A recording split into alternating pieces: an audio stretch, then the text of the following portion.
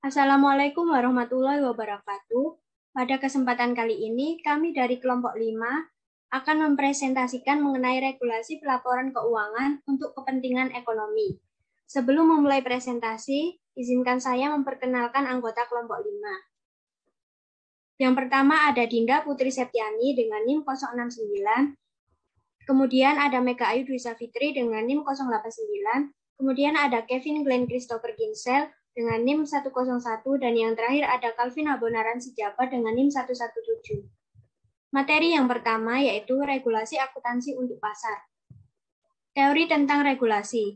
Regulasi pada umumnya diasumsikan harus diperoleh oleh suatu industri tertentu dan dirancang serta dioperasikan terutama untuk kepentingannya sendiri. Terdapat dua kategori utama dalam regulasi suatu industri tertentu. Yang pertama yaitu teori-teori kepentingan publik atau public interest theory berpendapat bahwa regulasi diberikan sebagai suatu jawaban atas permintaan publik akan perbaikan dari harga-harga pasar yang tidak efisien dan tidak adil, terutama dibuat untuk memberikan perlindungan dan kebaikan bagi masyarakat umum. Yang kedua, kelompok yang berkepentingan atau teori-teori tangkapan, interest group or capture theory, berpendapat bahwa regulasi diberikan sebagai jawaban atas permintaan dari kelompok dengan kepentingan khusus, dengan maksud untuk memaksimalkan laba dari para anggotanya. Haruskah kita mengatur akuntansi? Terjadi perdebatan mengenai apakah akuntansi sebaiknya diatur atau tidak. Mendukung opini pasar yang tidak diregulasi. Perusahaan mempunyai insentif untuk memberikan laporan secara sukarela karena kalau tidak dapat diartikan sebagai berita buruk. Mendukung pasar yang diregulasi, menggunakan argumentasi kepentingan publik dan kebutuhan untuk mencapai sasaran sosial yang diinginkan, antara lain kewajaran dari pelaporan, informasi yang simetris dan perlindungan para investor.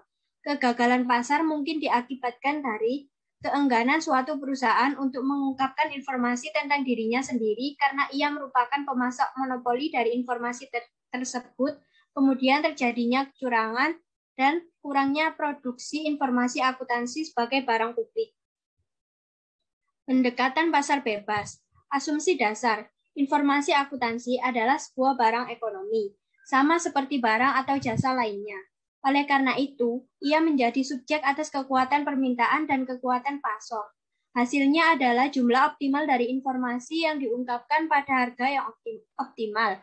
Oleh karenanya, pasar dinyatakan sebagai suatu mekanisme yang ideal untuk menentukan jenis-jenis informasi yang harus diungkapkan. Penerima dari informasi dan standar akuntansi yang mengatur pembuatan informasi semacam itu. Kegagalan pasar secara eksplisit dan implisit. Kegagalan pasar secara eksplisit diasumsikan terjadi ketika jumlah atau mutu dari informasi akuntansi berbeda dari nilai optimum sosial. Kegagalan pasar secara implisit berfokus pada satu atau lebih klaim-klaim berikut yang mengatakan bahwa terdapat kelemahan dalam pasar pribadi informasi akuntansi, kendali monopoli atas informasi oleh manajemen, investor yang naif, fiksasi fungsional, angka-angka yang menyesatkan, prosedur yang berbeda-beda, dan kurangnya objektivitas. Regulasi standar akuntansi di sektor swasta. Kepentingan publik dalam akuntansi akan terpenuhi dengan baik jika pembuatan standar diserahkan kepada sektor swasta. Di Amerika, pembuatan standar swasta melibatkan Komite on Accounting Procedure dan Financial Accounting Standard Board. Mengingat FASB saat ini adalah badan penyusun standar yang ada di sektor swasta, maka akan digunakan untuk menggambarkan keunggulan dan kelemahan dari standar akuntansi yang diatur oleh sektor swasta. Regulasi standar akuntansi di sektor publik. Regulasi sektor publik atas aktivitas apapun selalu menjadi subjek dari perdebatan yang sengit antara penganjur dengan lawannya. Tanpa ragu-ragu, regulasi di sektor publik telah mendapatkan tingkat legitimasi yang tinggi. Agar regulasi berjalan efektif, maka regulasi harus berasal dari prinsip umum tertentu. Elliot dan Squares menyatakan, 1. Regulasi tidak boleh melanggar hak asasi dan undang-undang dasar. 2. Regulasi harus dirancang untuk mencegah kemungkinan atau realitas perubahan sosial. 3. Regulasi harus mencerminkan kepentingan publik. 4. Regulasi seharusnya tidak digunakan oleh sektor swasta apabila tujuannya dapat dicapai oleh institusi sektor swasta. 5. Regulasi yang potensial seharusnya tidak menanggung beban bahwa regulasi tersebut sudah terjamin kekuatannya, daripada pendukung regulasi yang membuktikan bahwa regulasi tersebut memang terjamin. 6. Yaitu tindakan yang berhubungan dengan regulasi seharusnya tidak digunakan untuk memperbaiki pelanggaran hukum yang kadang-kadang terjadi, yang sebenarnya merupakan tugas penyelenggara hukum dan tanggung jawab yang berkaitan dengan regulasi juga tidak diterapkan untuk memerangi perilaku antisosial yang kadang-kadang terjadi, yang sebenarnya dapat dilarang melalui undang-undang. Materi selanjutnya akan dijelaskan oleh teman saya. Baik, untuk materi yang kedua yaitu ketidaksempurnaan pasar.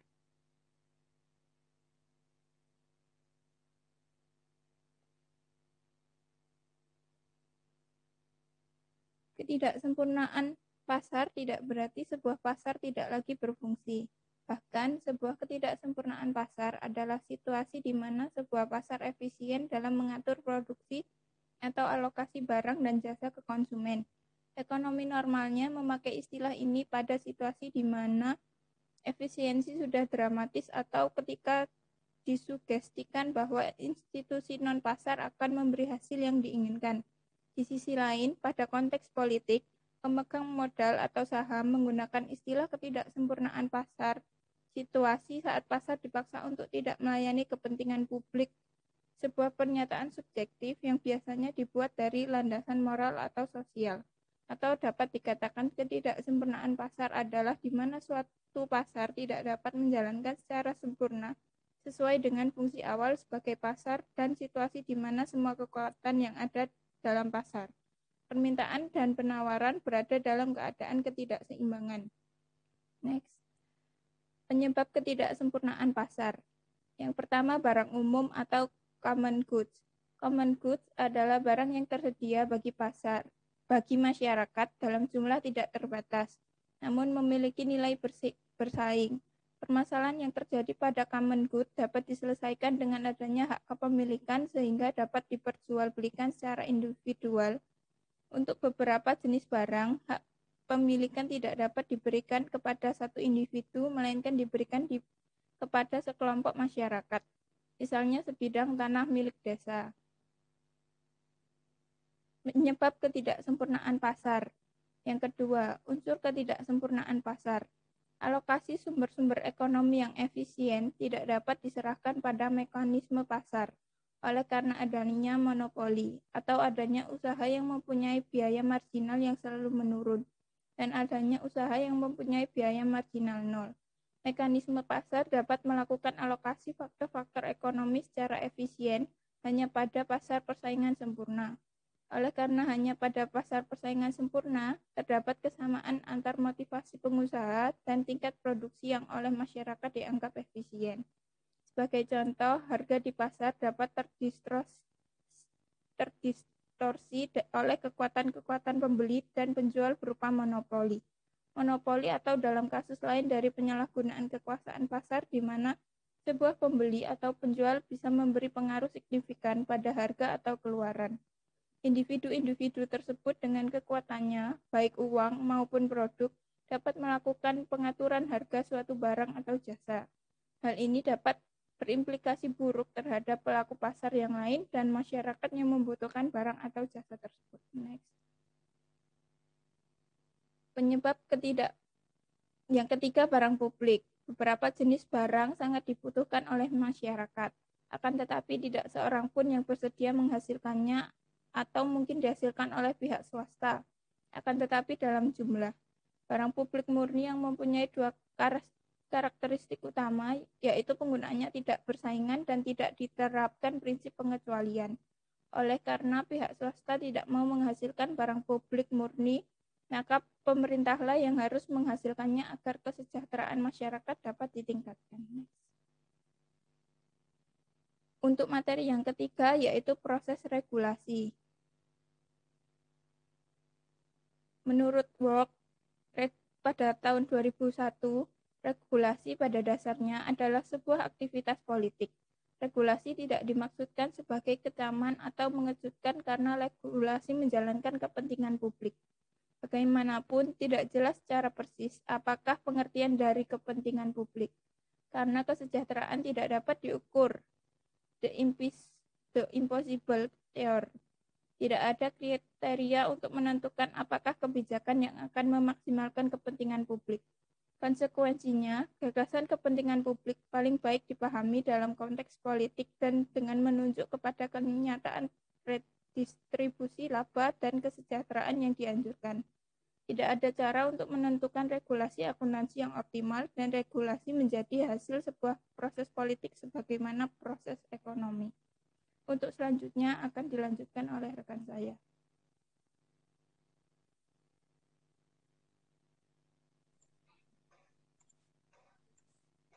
Baik, sifat-sifat standar akuntansi. Akuntan bekerja berdasarkan standar akuntansi. Standar tersebut secara terus-menerus mengalami perkembangan. Karena standar menyajikan petunjuk praktis dan memudahkan tugas akuntan, maka standar secara umum diterima sebagai aturan perusahaan. Standar biasanya terdiri atas 3 bagian, yaitu pertama, uraian masalah yang harus dihadapi, lalu pembahasan dengan penalaran atau cara-cara pemecahan masalah, lalu sejalan dengan keputusan atau teori, solusi yang ditetapkan. Terdapat beberapa pertimbangan dalam penetapan standar, yaitu yang pertama, General Purpose Financial Statement, yang kedua, Do Audit Care dan independensi bagi auditor, yang ketiga, standar menjanjikan kumpulan data bagi pemerintah, dan standar menghasilkan prinsip dan teori dalam akuntansi. Next. Tujuan penyusunan standar. Penetapan satu standar mempunyai konsekuensi, yaitu terdapat pihak yang diuntungkan dan sebaliknya terdapat pihak yang dirugikan. Kondisi tersebut menjadikan penyusunan standar mengadopsi proses politik. Dan bila kesejahteraan sosial yang dijadikan kriteria dalam penerimaan satu standar, maka muncul pertanyaan yang berhubungan dengan legitimasi keanggotaan Dewan Penyusun Standar. Saat ini terdapat 2 pendekatan yang muncul, yaitu yang pertama, pendekatan penyajian kebenaran. Pendekatan ini menginginkan laporan yang netral dan berusaha mencapai penyajian yang benar melalui proses penyusunan standar. Yang kedua, pendekatan konsekuensi politik. Pendekatan ini menekankan pada penggunaan standar dengan konsekuensi ekonomi yang baik dan konsekuensi ekonomi yang buruk. Next. Siapa yang seharusnya menyusun standar akuntansi? Berdasarkan teori-teori regulasi, regulasi umumnya diasumsikan akan diterima oleh industri terkait dan didesain serta dioperasikan dengan tujuan utama memperoleh keuntungan. Kategori utama regulasi industri yaitu yang pertama, teori kepentingan umum atau public interest theories, menyatakan bahwa regulasi disajikan untuk menanggapi permintaan publik akan koreksi terhadap ketidakefisienan atau ketidaklayakan harga pasar. Tujuan utama teori ini adalah untuk melindungi dan menjamin kepentingan umum. Yang kedua, yaitu teori kepentingan kelompok atau teori perebutan, atau interest group or capture theories, menyatakan bahwa regulasi disajikan untuk menanggapi permintaan kelompok tertentu dengan tujuan untuk memaksimalkan income anggotanya. Proses penyusunan standar akuntansi yang baik harus memiliki 5 tahapan menurut ADB pada tahun 2003, yaitu 1. Desain. Aspek khusus akuntansi tertentu diidentifikasi dan diteliti dan exposure draft disiapkan. 2. Approval. Draft tersebut direview dan jika layak akan disetujui sebagai standar. 3. Education. Penjelasan kepada penyusun dan pemakai laporan keuangan tentang pengaruh dan implementasi standar yang baru. Yang keempat, implementation. Ketentuan dalam standar tersebut diaplikasikan dalam perusahaan. Kelima, enforcement. Pengawasan dan pemberian sanksi bagi yang tidak menerapkan. Untuk materi yang keempat, yaitu konsekuensi ekonomi dari kebijakan akuntansi. Definisi. Konsekuensi ekonomi, yaitu konsep yang menyatakan bahwa di samping implikasi teori pasar sekuritas yang efisien, pemilihan kebijakan akuntansi dapat mempengaruhi nilai perusahaan. Pemahaman konsep konsekuensi ekonomi dalam pemilihan kebijakan akuntansi merupakan hal penting karena beberapa alasan.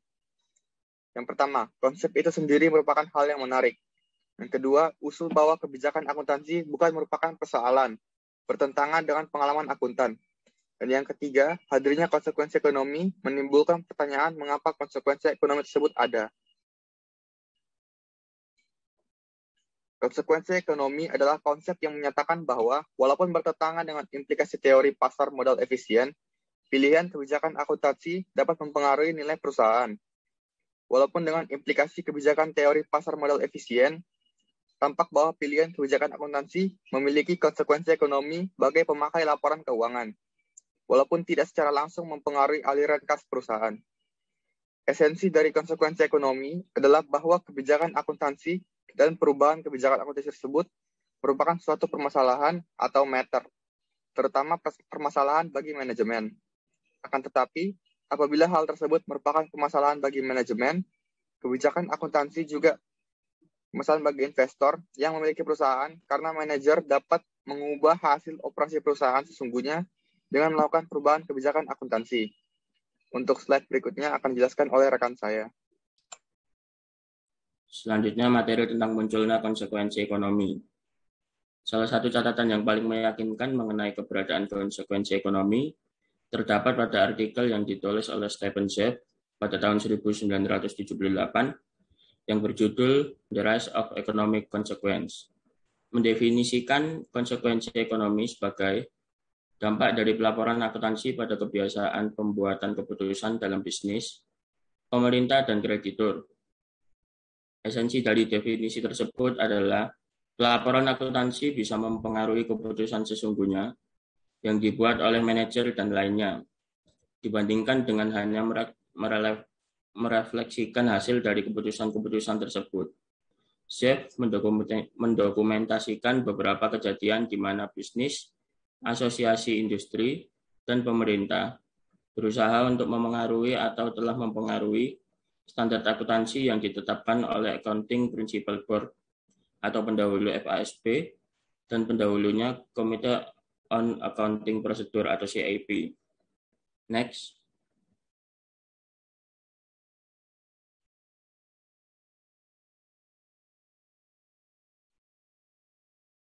Bisa di next, Mega.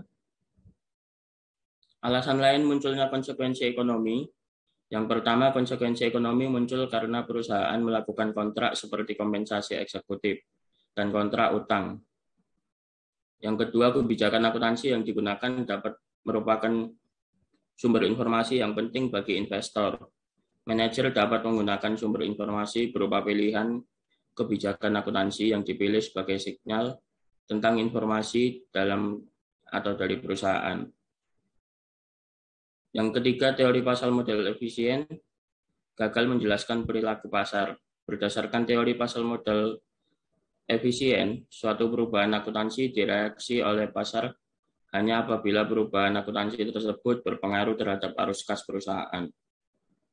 Selanjutnya, konsekuensi ekonomi diperlukan untuk mengetahui respon pasar atas perubahan kebijakan akuntansi, walaupun perubahan kebijakan akuntansi tersebut tidak terhadap arus kas. Karena itu, konsekuensi ekonomi merupakan salah satu anomali pasar modal efisien. Teori akuntansi positif atau BAT adalah penjelasan terhadap adanya konsekuensi ekonomi. Next. Selanjutnya, teori akuntansi positif atau BAT. BAT adalah teori yang berkaitan dengan prediksi tindakan atas adanya pilihan kebijakan akuntansi oleh manajer dan bagaimana manajer merespon suatu standar baru. Komponen BAT meliputi yang pertama ada bonus plan hipotesis. Manajer yang memiliki program bonus akan memilih kebijakan akuntansi yang menggeser laba dari periode yang akan datang ke periode sekarang. Yang kedua, debt covenant hipotesis. Semakin dekat perusahaan terhadap pelanggan covenant, utang berbasis akuntansi, semakin mungkin manajer memilih prosedur akuntansi yang menggeser laba dari periode yang akan datang ke periode sekarang. Yang ketiga, ada political cost hypothesis. Semakin besar biaya politik yang dihadapi perusahaan, semakin mungkin manajer memilih prosedur akuntansi yang menggeser laba periode sekarang ke periode yang akan datang. Next. Selanjutnya, hubungan konsekuensi ekonomi dan pasar modal efisien. Teori pasar modal efisien tidak mampu menjelaskan perubahan kebijakan akuntansi terhadap reaksi pasar. pada tidak ada pengaruh perubahan akuntansi tersebut terhadap arus kas. Karena itu, konsekuensi ekonomi dikategorikan sebagai anomali pasar model efisien. Ada lagi anomali pasar model efisien. Teori pasar model efisien memprediksi tidak ada reaksi pasar terhadap perubahan kebijakan akuntansi yang tidak berdampak terhadap profitabilitas dan arus kas. Apabila tidak ada reaksi pasar, hal ini menjadi tidak jelas mengapa manajemen dan pemerintah harus konsen terhadap kebijakan akuntansi yang digunakan perusahaan. Dengan kata lain, teori pasar modal efisien mendukung pengungkapan penuh, termasuk pengungkapan kebijakan akuntansi. Namun, sekalipun kebijakan akuntansi diungkapkan, pasar tidak bereaksi karena pasar tidak mempermasalahkan perubahan nilai perusahaan hanya karena terjadi perubahan metode akuntansi. Terlihat bahwa 3 konstituen, laporan keuangan, manajemen, pemerintah, dan investor, bereaksi terhadap artikel tentang kebijakan akuntansi. Namun reaksi manajemen mengejutkan sampai pada intervensi Badan Penyusun Standar. Perbedaan reaksi ini merupakan bagian dari konsekuensi ekonomi, yaitu bahwa pilihan kebijakan akuntansi dapat menjadi masalah walaupun tidak ada pengaruh terhadap arus kas. Next.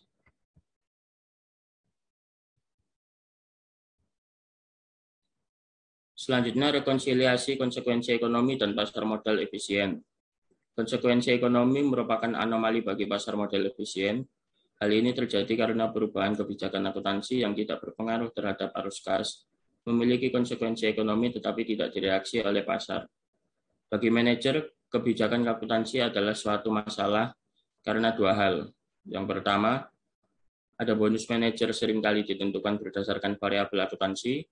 Yang kedua, kontrak dengan kreditor seringkali terkait dengan variabel akuntansi. Walaupun memiliki konsekuensi ekonomi, namun kebijakan akuntansi tersebut tidak sesuai dengan efisiensi pasar modal. Memang konsekuensi ekonomi dan efisiensi pasar modal tidak sejalan. Next. Konsekuensi ekonomi dan efisien pasar modal dapat direkonsiliasi melalui teori akuntansi positif yang didukung oleh teori keagenan. Teori ini menjelaskan mengapa perusahaan terlibat dengan kontrak yang variabelnya adalah angka akuntansi. Penjelasan lain selain teori keagenan adalah karena manajer tidak percaya terhadap teori pasar modal efisien. Manajer yakin bahwa reaksi investor dan biaya modal perusahaan dipengaruhi oleh kebijakan akuntansi, apapun dampaknya terhadap arus kas. Next. Sekian presentasi dari kelompok kami. Bila ada salah kata ataupun kurang jelas pada audio, kami mohon maaf. Sekian, terima kasih.